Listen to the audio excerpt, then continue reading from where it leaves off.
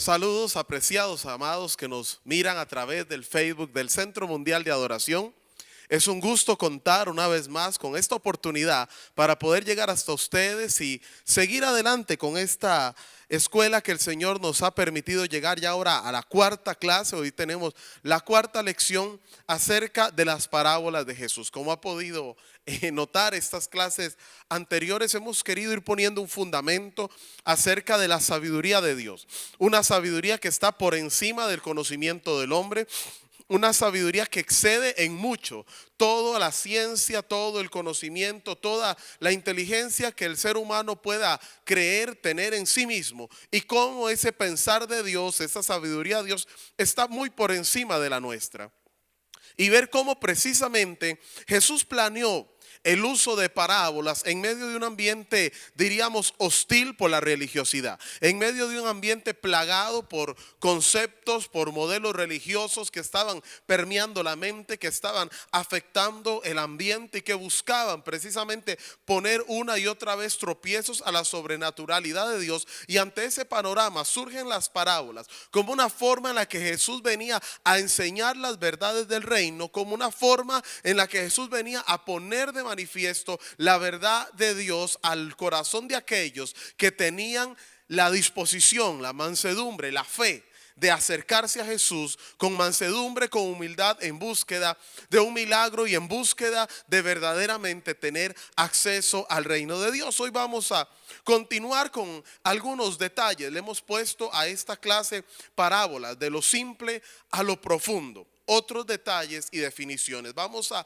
abarcar algún par de definiciones más de lo que es una parábola y dejar ya este fundamento listo. Se nos ha hecho un poco largo, pero creo que este tema nos ha retado a ir más allá de solo ver las parábolas como las historias que Jesús narró y poder ver la herramienta y hasta el arma para traerse abajo las fortalezas de la mente que viene a representar las parábolas. El uso que Jesús le dio a estas bajo una intención profética de revelarle a aquellos que buscaban con hambre, con sed de Dios, mostrarle la verdad del reino, pero dejarla totalmente velada al entendimiento de aquellos cuya vanidad tenía su mente entenebrecida. Y vamos entonces, mi amado hermano, mientras usted nos puede ir ahí colocando en sus comentarios qué le ha parecido hasta el momento esta escuela, qué inquietudes tal vez le han surgido. Algunos nos han puesto ya los comentarios acerca de las parábolas que quiere que comencemos a estudiar, que ya la otra semana vamos a entrar de lleno a un conjunto de parábolas y vamos a irlas estudiando varias de ellas en las siguientes lecciones. Y mientras usted no lo puede seguir comentando ahí qué le ha parecido, qué ha despertado Dios, porque espero que en medio de este proceso usted haya tenido ahí la avidez para ir a la Biblia, para leerse las parábolas, para estar atento a lo que Dios nos va a ir enseñando. Y que partamos hoy a partir de el libro de Mateo en el capítulo 13, en el verso 34 y 35. Como usted verá, el libro de Mateo ha sido uno de los referentes en cuanto a este tema de las parábolas, y ya veremos que sí, efectivamente recopila bastantes de ellas. Y dice la escritura en el libro de Mateo 13, 34, 35. Todo esto habló Jesús por parábolas a la gente, y sin parábolas no les hablaba, para que se cumpliese lo dicho por el profeta cuando dijo: abriré en parábolas mi boca. Declararé cosas escondidas desde la fundación del mundo. El propósito de Jesús acá en la tierra fue claro. Jesús vino a la tierra a reconciliar al hombre con su creador, a reconciliar al hombre con Dios y de esta forma traer entonces el reino de Dios a la tierra.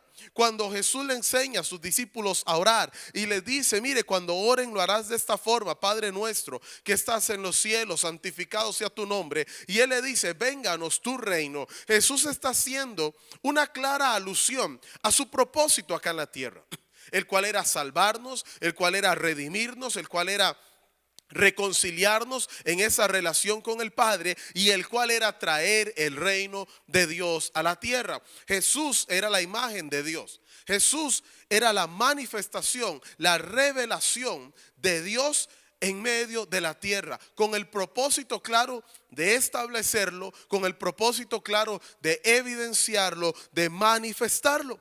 Y ese propósito precisamente era evidente o sería evidente en aquellos que estaban dispuestos a dejar atrás su manera de vivir, su manera de razonar, de pensar las cosas como lo habían hecho religiosamente hasta ese momento, y permitir que la verdad de Dios iluminara sus corazones. Ese propósito, que el reino de Dios fuera revelado al hombre, ese propósito, que el reino de Dios fuera revelado en medio de la tierra, sería manifestado en aquellos que con sinceridad de corazón, que con un deseo profundo por Dios, se acercaran a Jesús, vinieran, hoy diríamos, a los pies de la cruz, para que entonces por medio de Jesús poder mirar esa gloria del Padre.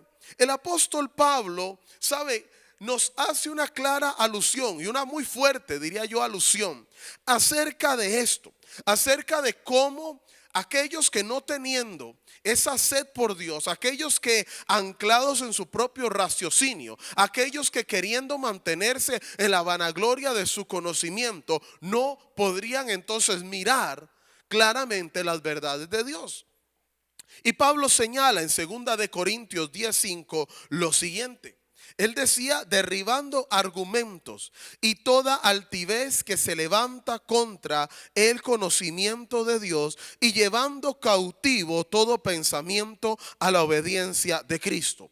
Pablo, en la segunda carta a los Corintios, deja claro que hay argumentos, que hay fortalezas, que hay altiveces que se levantan en la mente, que se oponen al conocimiento de Dios. El hombre, en su deseo de ser autosuficiente, el hombre en el engaño del pecado, en su deseo de negar a Dios, y vimos en clases pasadas, en la necedad de querer negar a Dios, en la necedad de sacarlo de su vida y de su camino, levanta fortalezas en la mente, argumentos que dice que serán derribados. Y versos antes él decía: por armas que nosotros tenemos que no son carnales, armas que provienen del Espíritu Santo de Dios. La revelación que viene por la palabra vendrá precisamente a derribar esos argumentos, a trastornar esa altivez que se levanta en el corazón del hombre. Fue lo que Jesús hizo con los fariseos por medio de las parábolas. Él vino a derribar esas fortalezas religiosas que estaban entenebreciendo la mente del pueblo, para que por medio de algo que parecía simple, aquellos hambrientos y sedientos por Dios pudieran recibir revelación. El mismo Pablo complementa esto en su carta a los Romanos por medio de lo siguiente. Romanos 12:2 dice la escritura: no os conforméis a este siglo, sino transformaos por medio de la renovación de vuestro entendimiento, para que comprobéis cuál sea la buena voluntad de Dios, agradable y perfecta. Pablo entonces añade o complementa esto diciendo que hay una transformación que viene por medio de la renovación del entendimiento. Cuando Jesús está hablando con los discípulos y les explica el porqué de las parábolas, está Jesús manifestando, evidenciando que precisamente el reino de Dios vendrá a transformar las vidas, pero esa transformación requiere una renovación del entendimiento. Para Jesús llegar a ese punto, usó precisamente las parábolas. Él le dijo en su momento a los discípulos: a ustedes les fue dado conocer los misterios del reino por medio de las parábolas.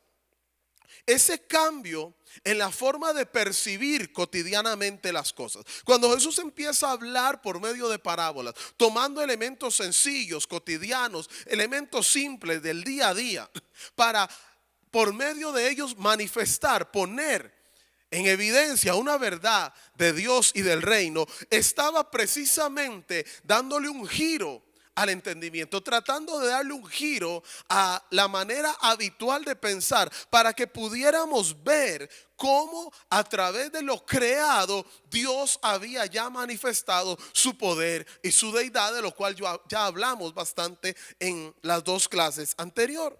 Ese objetivo de Jesús, por medio de las parábolas, derribar argumentos. Ese objetivo de Jesús, transformar, renovar el entendimiento, sacarnos de lo que parecía tan simple y mostrarnos cómo Dios, su gloria, su amor, su misericordia está a nuestro alcance. Está al alcance de aquellos que simple y sencillamente, con sinceridad, le digan: Jesús, aquí estoy, quiero conocer al Padre, quiero conocer el reino. Ese objetivo de Jesús por medio de las parábolas está dado en el mismo concepto de las parábolas, en uno de sus conceptos. Esta palabra parábola corresponde al término griego parábole. Este corresponde a dos vocablos o a dos raíces griegas. Una, para, que significa junto a, y la otra raíz es la raíz balo, que se traduce como lanzar o colocar. De modo que la palabra parábola podemos traducirla de forma literal como colocar a un lado o lanzar junto a. Denotando así este significado, se lo repito, de parábola, colocar a su lado o lanzar junto a, denota la idea de comparar dos cosas que de alguna forma son similares. Vimos en Romanos 1, 20, 21 que todo ese poder de Dios había sido manifestado desde la creación. Decía el apóstol Pablo que de modo que en todo lo creado se manifestaba esa gloria de Dios. Cuando hablamos de parábolas, estamos hablando de un punto de comparación de dos cosas tal vez diferentes, pero que tenían un punto de similitud. Lo cotidiano, lo creado, lo habitual venía a revelar a Dios, buscaba manifestar las verdades de Dios. De modo que Jesús toma una historia común o cotidiana, una historia que fuera de una comprensión simple, sencilla para quienes lo escuchaban. Una historia que era del día a día, una historia que tenía que ver con lo que comúnmente el judío había crecido y tenía a su alrededor, y colocaba al lado, lanzaba junto a esa historia, a ese elemento cotidiano, una verdad espiritual del reino. Pero esa verdad venía a ser comprendida por medio de la revelación que el Espíritu Santo trajera al espíritu del hombre. Es decir, un conocimiento que va más allá, que iba más allá de su mente, un conocimiento que iba más allá de su estructura mental religiosa, un conocimiento que iba a proceder del hambre y el deseo por acercarse a Dios. Esta verdad acerca de la sabiduría de Dios, el apóstol Pablo también lo expresa de forma muy enfática en su primera carta a los Corintios. Pablo hace un énfasis acá, en este verso que vamos a ver, de cómo lo espiritual solo puede ser recibido por aquellos espirituales, por aquellos que se acerquen a Dios, no con una mente carnal, no con una mente natural, sino con una disposición de su espíritu para ser saciados por la verdad. Y en Primera de Corintios 2, versos 12 al 16, Pablo nos da una gran enseñanza y dice: y nosotros no hemos recibido el espíritu del mundo, sino el espíritu que proviene de Dios, para que sepamos lo que Dios nos ha concedido. Lo cual también hablamos, no con palabras enseñadas por sabiduría humana, sino con las que enseña el Espíritu, acomodando lo espiritual a lo espiritual. Pero el hombre natural no percibe las cosas que son del Espíritu de Dios, porque para él son locura, y no las puede entender, porque se han de discernir espiritualmente. En cambio, el espiritual juzga todas las cosas, pero él no es juzgado de nadie. Porque ¿quién conoció la mente del Señor? ¿Quién la instruirá? Mas nosotros tenemos la mente de Cristo. Tenemos que recordar, mi amado hermano, que los apóstoles escribieron el Nuevo Testamento bajo la inspiración del Espíritu Santo, siendo inspirados por el Espíritu de Dios y tomando como marco referencial las Escrituras y la vida de Jesús. Pablo habla acerca de una sabiduría. Pablo habla acerca de un conocimiento, de una revelación que no puede ser interpretada o recibida por la mente natural. sino que tiene que ser recibido por aquellos que tienen en su espíritu o que han avivado su espíritu a causa de conocer a Dios. Pablo expresa que el hombre natural no percibe las cosas del espíritu. Él dice es que no las puede entender, no las puede comprender. Dice porque las cosas del espíritu se tienen que comprender, pesar, discernir espiritualmente. Cuando Jesús toma un elemento como las parábolas y coloca a su lado una verdad espiritual, cuando Jesús toma una historia, una narración simple y sencilla y coloca a su lado un principio del reino, para cualquiera que escuchara esa historia, esa parábola, para cualquiera como los fariseos que lo escuchaba, era algo sin sentido, era algo que simplemente se le estaba ocurriendo decir. Pero para aquellos que recibían de parte de Dios la autorización, la venia para recibir esa revelación, entonces algo se abría en su espíritu y comenzaban a tomar eso tan común y cotidiano y lo discernían espiritualmente. Entonces podían traer a esa historia, podían traer un peso de revelación, un peso de sabiduría que provenía de Dios. Pablo expresa esto. Pablo dice, el hombre natural no recibe las cosas del espíritu. Pablo posiblemente había comprendido, había escuchado el porqué de una parábola y recordaba cómo, aunque a los discípulos se les había dado a conocer los misterios del reino por medio de las parábolas, a los fariseos no.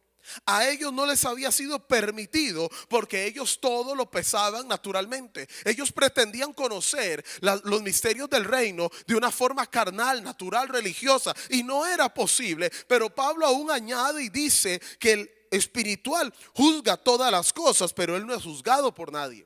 Recuerde, como vimos ya, que el momento en que las parábolas surgen es un momento en que los fariseos están persiguiendo a Jesús, están juzgando en su religiosidad a Jesús, pero Jesús sabe que siendo él espiritual, él no podía ser juzgado por una mente natural y carnal, y les quita su enseñanza, les quita siquiera el derecho a recibir la enseñanza y la esconde detrás de parábolas para que esos religiosos no pudieran recibirlo, sino todos aquellos a los cuales el Padre les concedía el reino, aquellos que buscaban verdaderamente a Dios.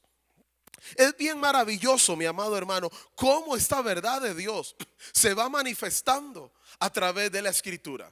Cómo se va manifestando en el ministerio de Jesús. Cómo él recibió a aquellos que con un corazón contrito, que aquellos que con un corazón humilde y en mansedumbre se acercaban para recibir la saciedad a su necesidad que estaba en Jesús. Pero cómo esas verdades le fueron negadas a aquellos que por su altivez, que por su vanagloria habían levantado fortalezas en la mente y no querían derribarlas, sino que querían permanecer enraizados en su sistema y en su dogma religioso.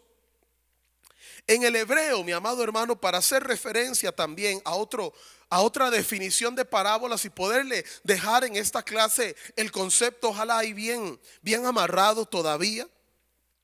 El término usado en el hebreo para traducir parábola, o que se traduce como parábola, es el término mashal, el cual hace referencia a un dicho profético. Vea qué interesante. Mashal hace referencia a un dicho profético, un proverbio, un discurso, poema o una máxima concisa.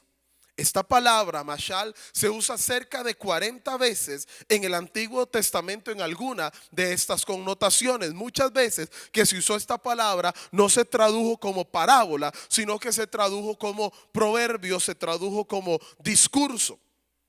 Inclusive en algunas se tradujo como oráculo. Algunas de estas referencias en el Antiguo Testamento, tomé 3 para reforzarle la idea que ya hemos hablado, cómo las parábolas son un elemento profético, un elemento de comunicación profética, de impartición profética. El libro de Ezequiel 17:2 dice la escritura, hablándole Dios al profeta: hijo de hombre, propón una figura y compón una parábola a la casa de Israel. El profeta Ezequiel es confrontado, o más que confrontado, es retado a usar parábolas para traer su mensaje profético. Jesús, siendo él el espíritu de la profecía, iba a usar parábolas para manifestar y revelar la voz de Dios, la verdad de Dios. Salmo 78:2. Abriré mi boca en proverbios, hablaré cosas escondidas desde tiempos antiguos. Nótese cómo este pasaje de Salmo 78:2 ese es con el que iniciamos esta lección de hoy en Mateo 13, de cómo Jesús decía el por qué usaba las parábolas. Pero acá en el Antiguo Testamento la palabra que usa cuando dice abriré mi boca en proverbios es el término mashal, que debía traducirse o podría traducirse también como abriré mi boca en parábolas, que fue como Jesús hizo referencia a ese verso. Y un tercer pasaje para ilustrar esto lo encontramos en el libro de Oseas, capítulo 12, verso 10, que si mal no recuerdo lo usamos ya en nuestra primera clase. Y dice la escritura: y he hablado a los profetas y aumenté la profecía, y por medio de los profetas usé parábolas. Podemos entonces una vez más reafirmar que las parábolas han sido una vía usada por el Señor para poner su sabiduría al alcance de aquellos que con un corazón manso y humilde deciden acercarse a Él. Mi amado hermano, la clave para recibir la sabiduría de Dios es ese corazón manso y humilde. Es ese corazón que se inclina obedientemente, reposadamente a escuchar la voz de Dios y a ser enseñado por el Eterno. Cuando el hombre pretende explicar a Dios, no lo podrá hacer. Cuando el hombre pretende llenar a Dios de argumentos, no lo va a poder comprender. Y lo que el hombre no comprende, entonces decide negarlo. Como el hombre no ha logrado comprender a Dios, explicar a Dios, entender a Dios, expresar a Dios por medio de su mente y de su raciocinio natural, entonces optó por la vía de negar a Dios, de decir que no existe. Cuando la verdad de Dios estaba manifestada en todo lo creado, cuando la verdad de Dios estaba manifestada en todas las cosas que habían sido hechas, pero esa verdad solo podía ser conocida, entendida, comprendida por aquellos que buscaran en humildad, en mansedumbre, esa verdad y ese reino. Dice el libro de los Salmos, capítulo 25, versos 8 y 9. Quiero darle este pasaje antes de cerrar con algunas generalidades muy rápidas de las parábolas de Jesús. Pero antes de entrar quiero cerrarle todo este tema que hemos venido hablando hoy y las clases anteriores con este verso. Salmo 25, 8, 9. Bueno y recto es Jehová, por tanto Él enseñará a los pecadores el camino.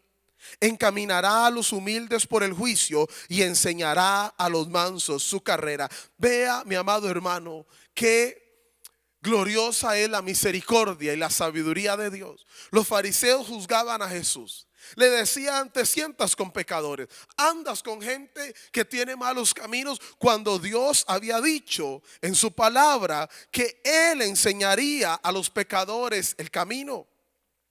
Decía el Salmo que Dios encaminará a los humildes por el juicio y que a los mansos Él les vendría a enseñar su carrera, el lugar por el cual debían andar. Las parábolas hacían eso. Tomaban a aquellos que tal vez siendo pecadores, aquellos que estando en necesidad, en aflicción, se acercaban con un corazón humilde, se acercaban con mansedumbre, reconociendo su pecado. Se acercaban con mansedumbre y humildad, reconociendo su condición y su necesidad de que Dios les enseñara, de que Dios les revelara su camino, de que Dios les revelara su palabra. Ese es el propósito de las parábolas, y por eso esta escuela que estamos teniendo y la importancia, mi amado hermano, de quizá haber puesto todo este fundamento ya quizá en 4 clases, prácticamente la mitad de la escuela, para que no viéramos las parábolas solamente como una historia bonita, solamente como una figura literaria o como un elemento de retórica que el maestro utiliza para presentar un mensaje. No, es que era la herramienta para avergonzar la religiosidad, para quebrar ese manto, ese yugo religioso que se había puesto sobre Israel, y para mostrar una sabiduría que está por encima de la sabiduría del hombre. La próxima clase comenzaremos ya a ver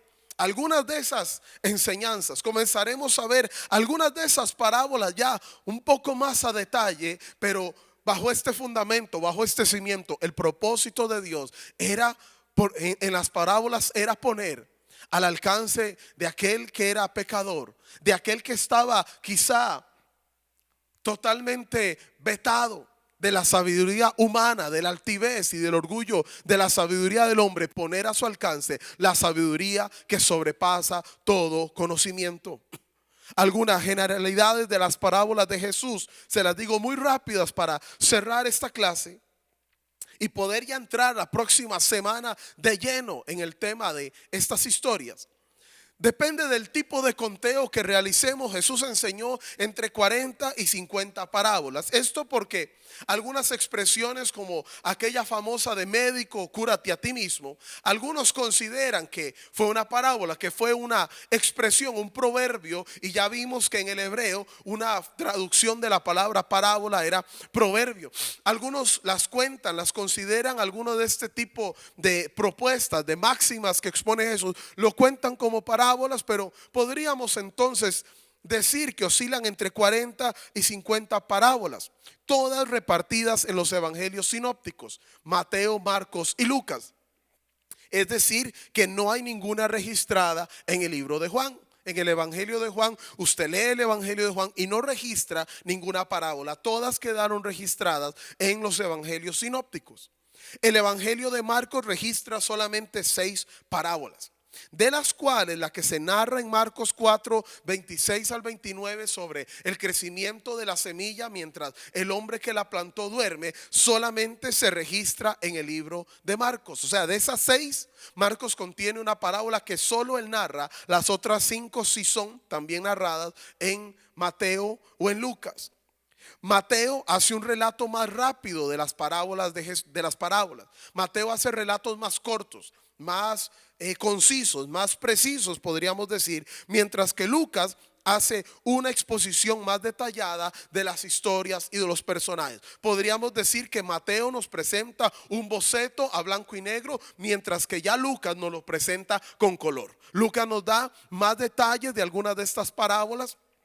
Mateo procura hacer un registro directo. De hecho, vamos a ver cómo hay algunas parábolas que quedaron registradas en un versículo o en 2 máximo, aunque hay otras más largas. Pero Lucas sí hace referencia a un poco más de los detalles de las parábolas.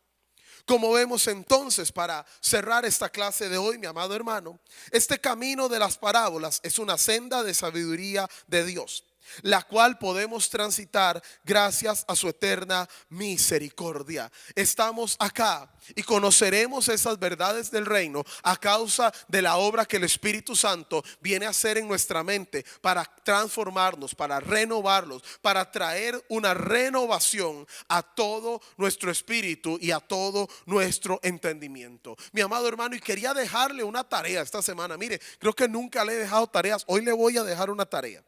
Y es que para el tema que vamos a tratar en la siguiente lección, le voy a invitar, le voy a pedir que se lea completos el capítulo 13, 18, 20 y 22 del libro de Mateo. De algunos no tocaremos todo el capítulo, de hecho quizás solo 1 o 2 versos, pero como yo sé que usted es un ávido lector de la escritura, usted me va a ayudar con esa tarea. Libro de Mateo, léase completo los capítulos 13, capítulo 18, capítulo 20 y capítulo 22, y sobre eso estaremos tratando en la próxima clase. Mi amado hermano, oramos todas las semanas por las peticiones que usted nos pone ahí. Si no nos la ha puesto, le invito a que antes de cerrar esta transmisión coloque ahí su petición para estar orando, bendiciéndole, para estar orando por su vida, por su casa, por su familia. Pero oramos también para que esa sabiduría de Dios sea revelada cada día más, para que ese esplendor de la gloria de Dios cada día sea mayor y sea más fuerte en medio de su vida. Le saludamos y le bendecimos acá desde el Centro Mundial de Adoración. Le e invitamos a compartir esta transmisión ahí en sus muros para que muchos otros puedan también ser edificados y que nos pueda acompañar el próximo lunes igual a la siguiente clase acerca de las parábolas de Jesús y a las diferentes transmisiones que durante toda la semana realizamos acá por medio del Facebook del Centro Mundial de Adoración. Bendiciones y un abrazo para todos.